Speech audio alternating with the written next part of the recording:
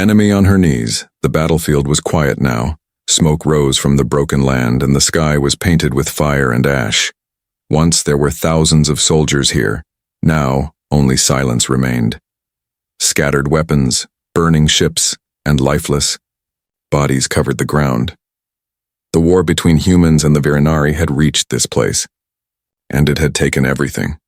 Commander Elias walked slowly through the wreckage.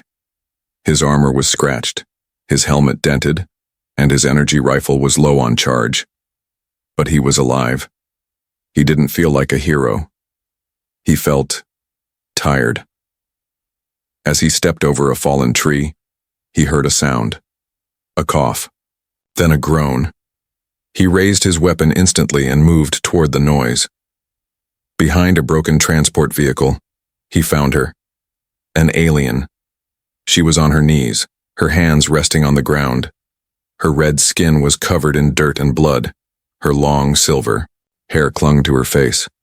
Her chest rose and fell slowly. She was alive, but barely. Her dark purple eyes looked up at him wide with fear. She was young. Maybe no more than 20 in human years. But she was a soldier and an enemy. Commander Elias pointed his rifle at her head. She didn't move. "I know who you are," he said coldly. "You're Virinari." She didn't answer. "You were part of the squad that ambushed my men." Still, she stayed silent. Elias took a step closer. "Give me one reason not to shoot you right now." Finally, the alien girl spoke. Her voice was soft, raspy. "You don't need one." Elias blinked. "What?" "You won," she said. "Kill me. That's what humans do, right?" Her hands trembled, but her voice didn't. She had accepted death. Elias stared at her for a long moment. He remembered the screams of his team, the sound of plasma fire, the look on his brother's face before he died. He should hate her. He should pull the trigger. But he didn't. Instead, he lowered the rifle. The alien girl looked up, confused. "Why?" she whispered. Elias pulled a water canteen from his side and tossed it to her. She caught it with shaking hands, staring at it like it was a weapon. "Drink," he said, "before you pass out." She opened it slowly, took a small sip, then another. She didn't stop until the canteen was empty. Elias sat down on a broken crate nearby. "What's your name?" he asked. She hesitated, then said, "Sorry." "Sorry," he repeated. "I'm Elias." She didn't say anything more. They sat in silence for a while. Around them the world burned. Finally, Zari spoke again. "You should have killed me." "I know." "So why didn't you?" Elias looked at her, his eyes tired. "Because I'm tired of death." Zari frowned. "You think we started this war?" "I don't care who started it," Elias said. "I only know what it's done."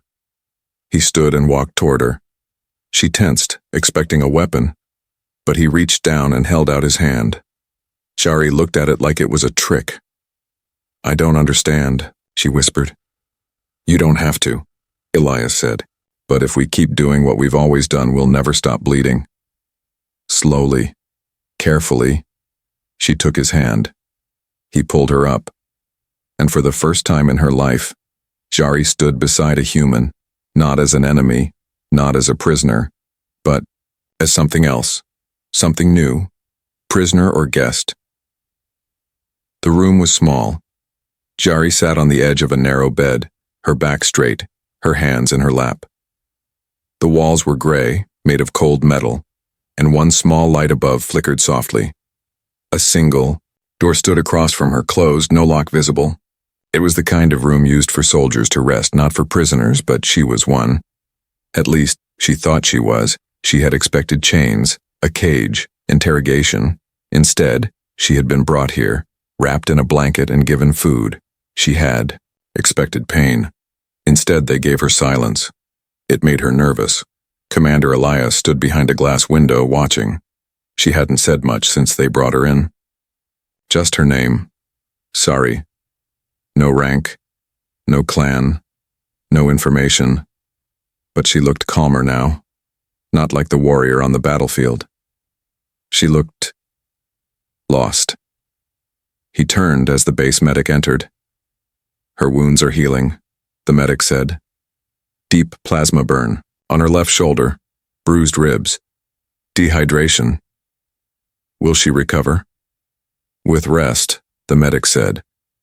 She's lucky you found her when you did. Elias didn't answer.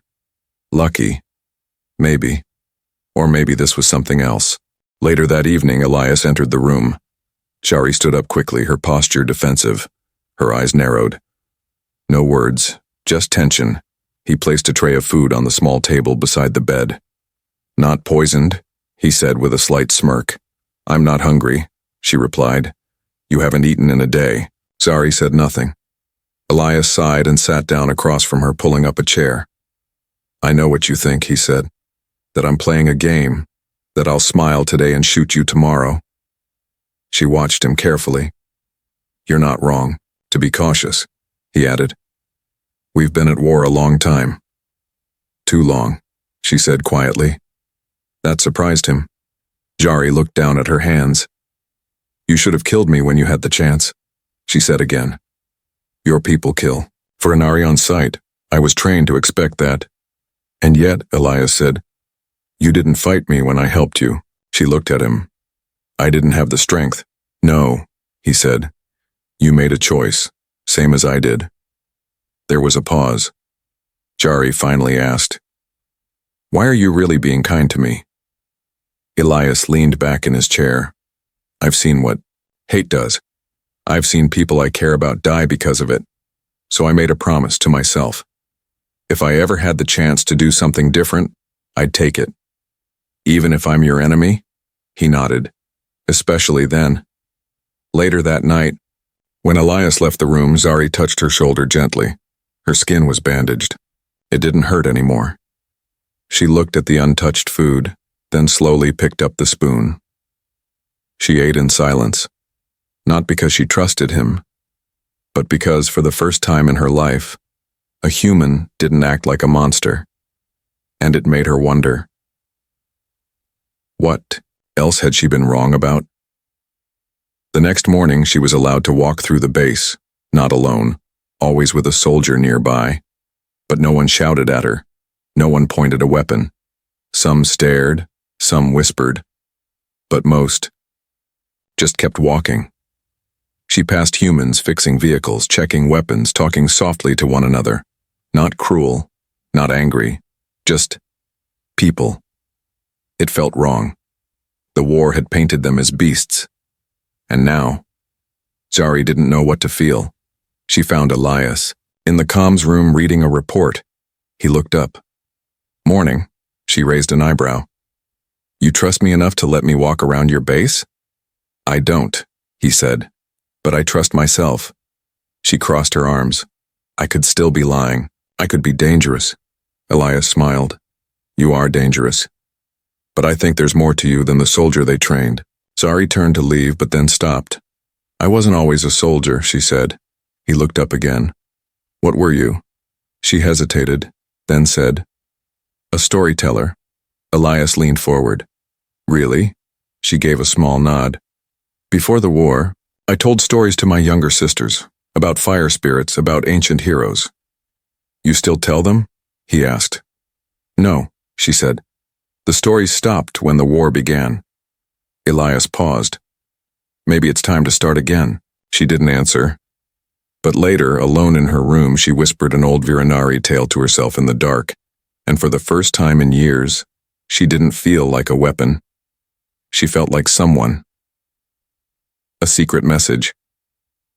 The storm came at night.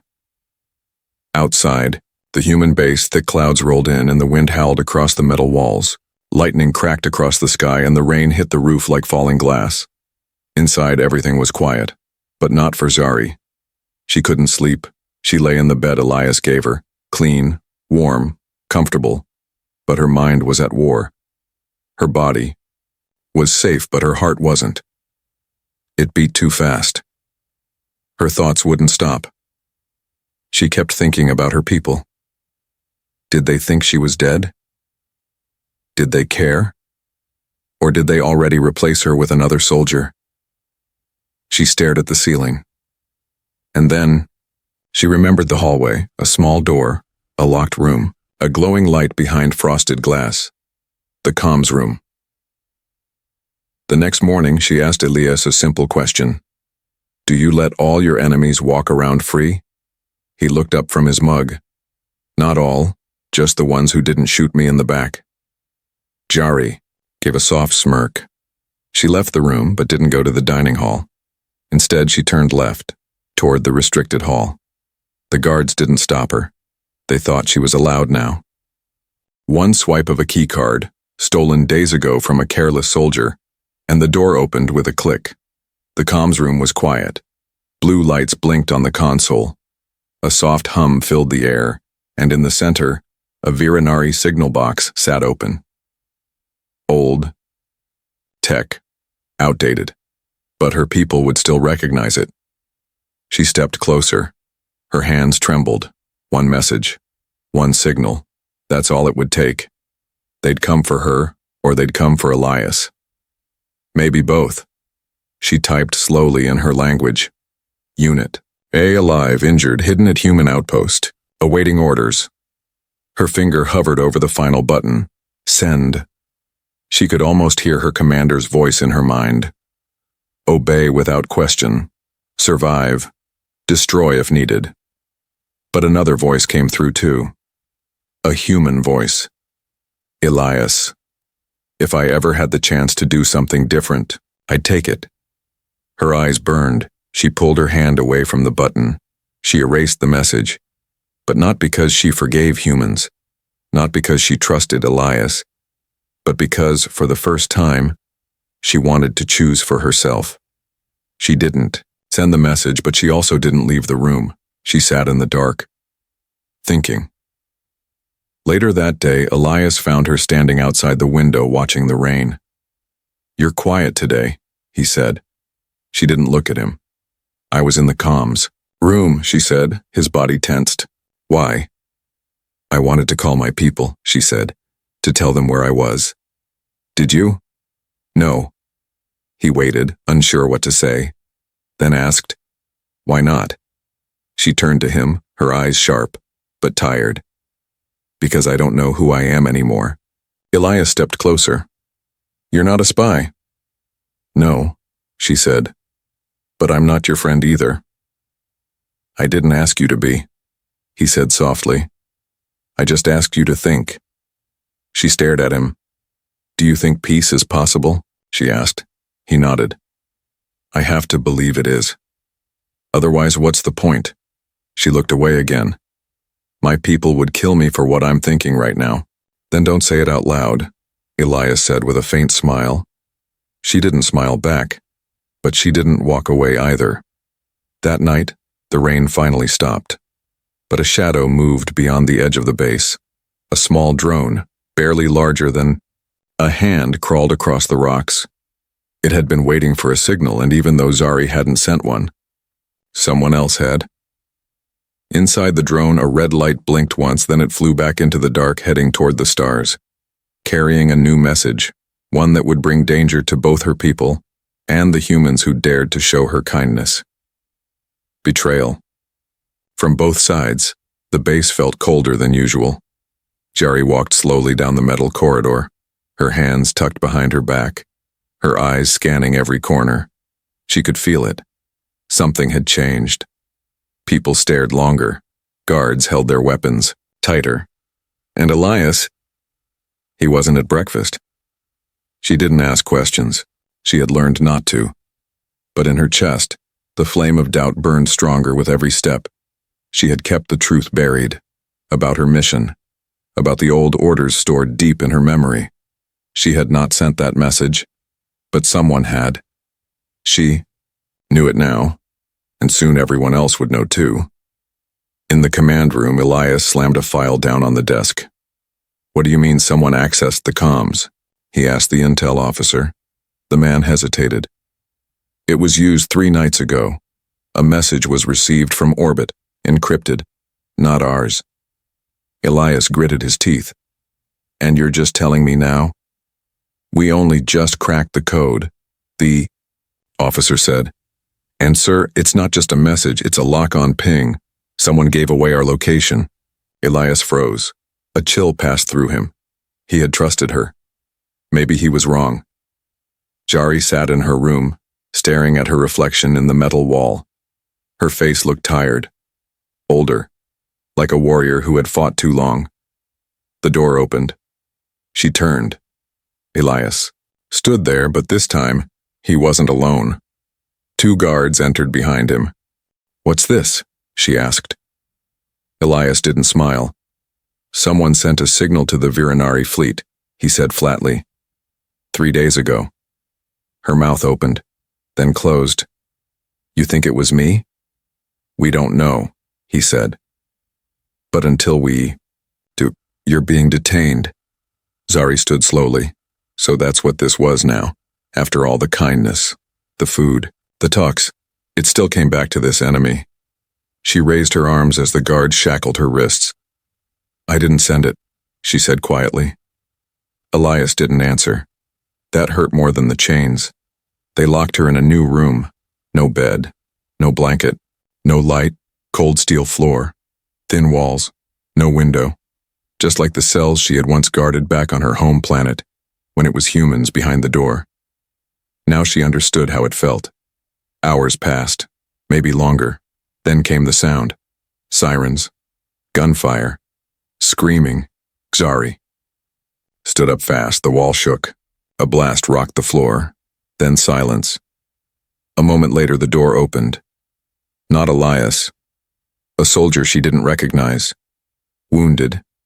Bleeding. His armor marked with Virinari symbols. He looked at her with confusion. "You're supposed to be dead," he hissed. She blinked. "Who are you?"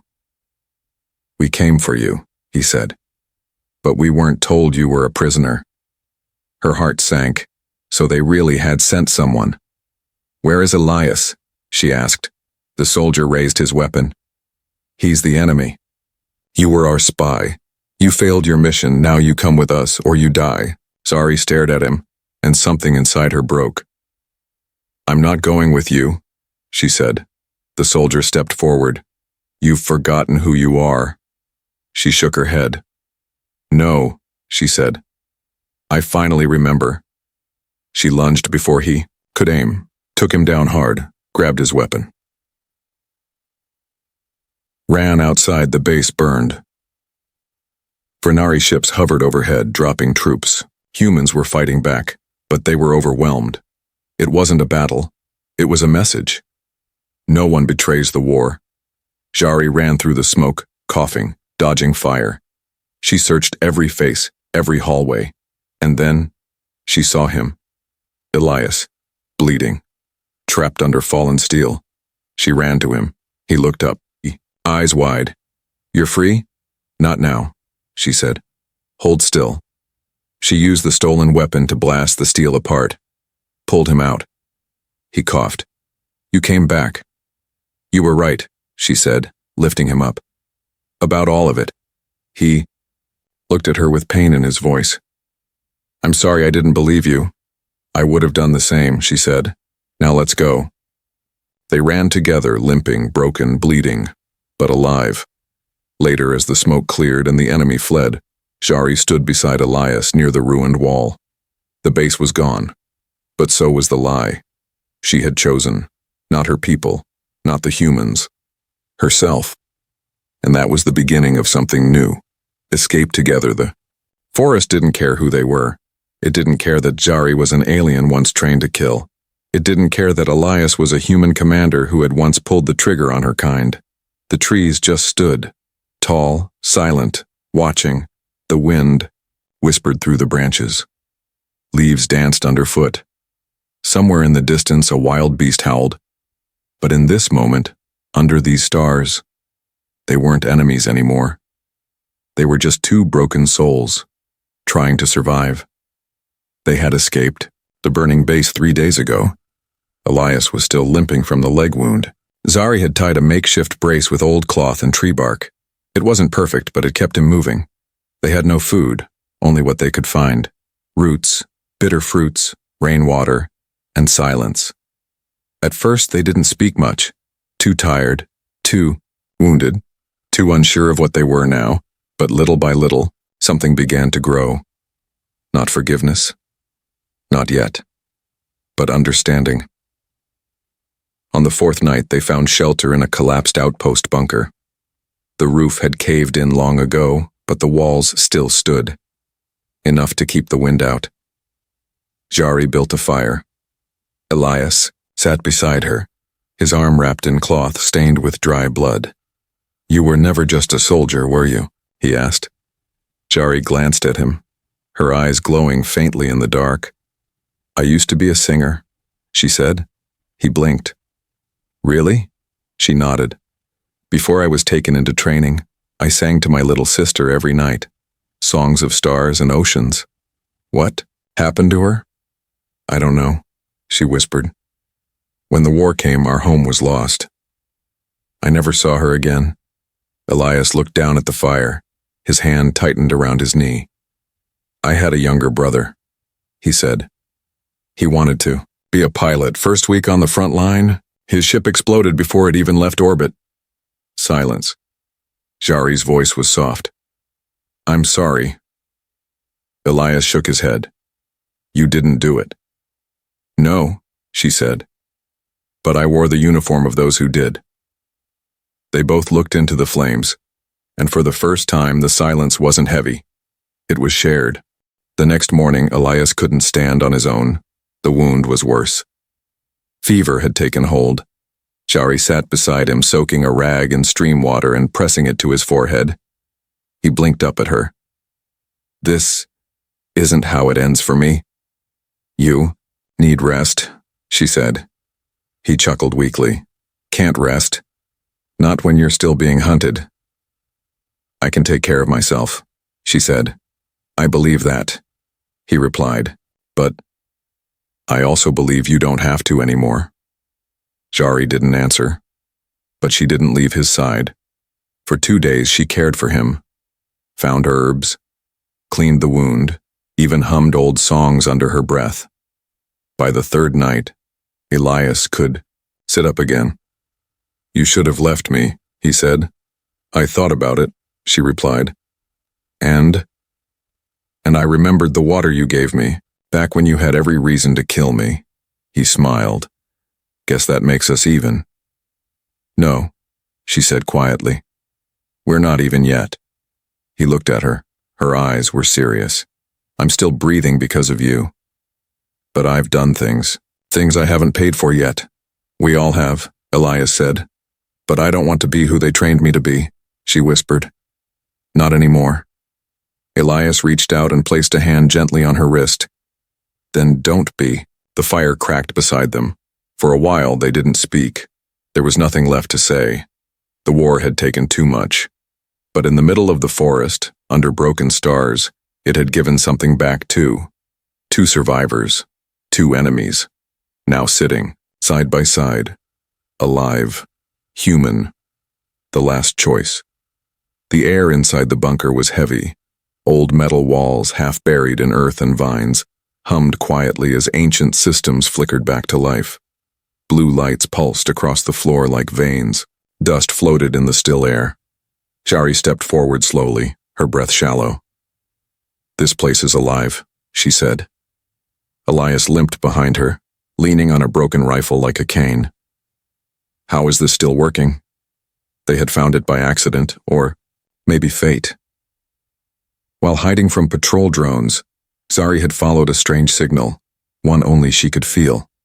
It led them here, to a bunker carved beneath the roots of the forest. Not human, not Veranari, older, much older. They passed into the main chamber. At the center stood a machine, massive, circular, humming with quiet power. Floating above it was a glowing orb, spinning, slowly in the air. Red, gold, blue. It pulsed with rhythm, like a heartbeat. Jari felt it instantly. The ember core. She walked toward it, drawn like a flame to air. Words formed on a nearby console. Ancient text, now translated by the system. Peace is the price of one soul. Elias read it aloud. What does that mean? A voice spoke from the machine, soft, mechanical, but full of emotion. The system will release a wave, a signal, strong enough to shut down every weapon, every fleet, every war satellite in orbit, on both sides. But the activation requires life. One. Willingly given. Elias went quiet. So did Jari. She stepped back from the console. Her hands trembled. One life. To end the war? She whispered. Elias looked at her. It wants a sacrifice. Jari turned to him. You know what this means. He nodded slowly. I do. They sat in the corner of the chamber, the glowing core casting soft light on their faces. I could do it, Elias said after a while. Jari looked up sharply. No. I've killed, he said. Commanded strikes, ordered attacks that ended lives. Maybe this is how I balance it. You also saved lives, she said. You saved me. Elias shook his head. It's not enough. She stood. It's not your choice to make alone. He stared at her. You were trained to destroy humans. I was trained to follow orders, she said. But you showed me I can choose something else. Now let me choose. Elias stood too, wincing. No, I won't let you. They stood in silence. Two hearts, beating in the same quiet room, each one ready to die so the other could live. Jari finally said, Maybe there's another way. Elias tilted his head. Like what? I don't know. But maybe it doesn't have to be either of us. She walked to the console and placed her hand gently on the edge. The machine responded. A new message appeared. 2 signals detected. Compatible. Combined sacrifice may divide the cost. Elias read it out loud, then looked at her. You thinking what I'm thinking? She nodded. We both survive, but we give something up. Elias reached out and placed his hand beside hers. The machine flared with golden light.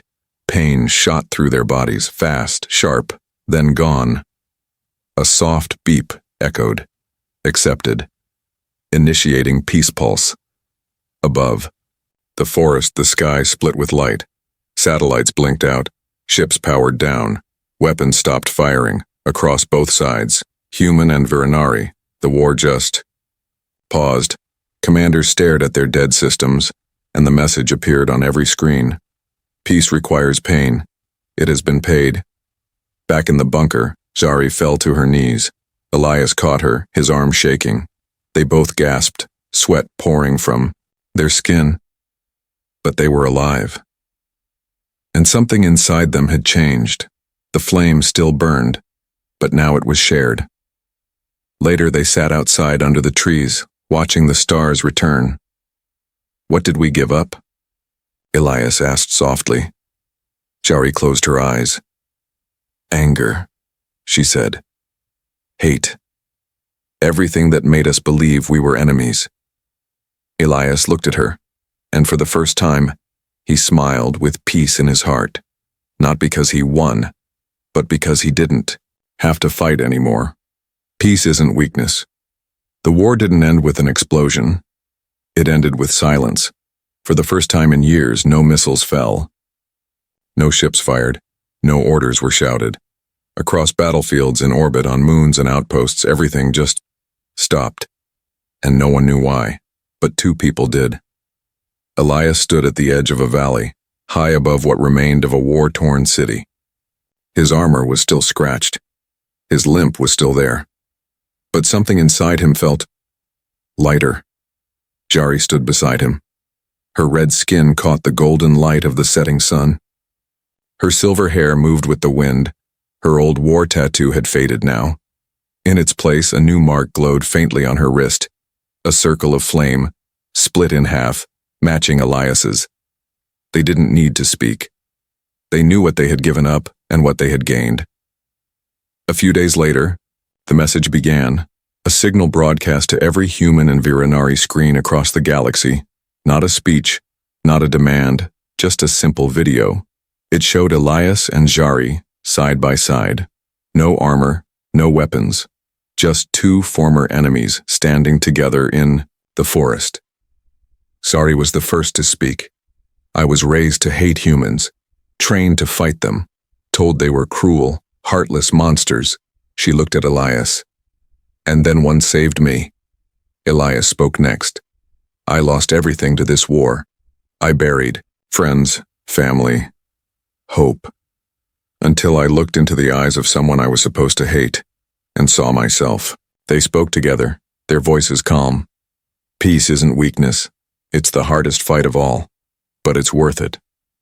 Then the screen faded, and the signal repeated, again and again, across space, across worlds. Not everyone listened.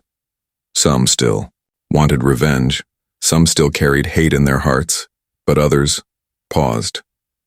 Soldiers lowered weapons, commanders delayed strikes, mothers called their children back from battle training, and slowly, change began. On a small moon, a human general held the hand of a wounded Verenari child. On a warship, a captain chose to speak with the enemy ship instead of firing. And in a forgotten village, a little girl asked her father, "Can aliens be our friends?" He didn't have an answer, but for the first time he said, "Maybe." Zari and Elias didn't become rulers. They didn't build governments. They just walked from place to place, telling their story, answering questions, listening, healing. They slept under stars, ate with strangers, and sat with people who had never spoken to the other side. They were no longer human and alien. They were the proof that pain could become peace, that survival could become purpose, that enemies could become something more. One day, Zari sang again. It was a small camp, just a few refugees. But her voice rose softly through the air, carrying words of light and fire, stories of ancient skies and lost children. Elias sat beside her, eyes closed, and in that moment, there was no war, no hate, just hope. In a quiet part of the galaxy, a monument was built. It wasn't tall, it wasn't gold, just a stone circle, half red, half silver. Etched at the bottom were 6 simple words. They chose peace when no one else would. The end.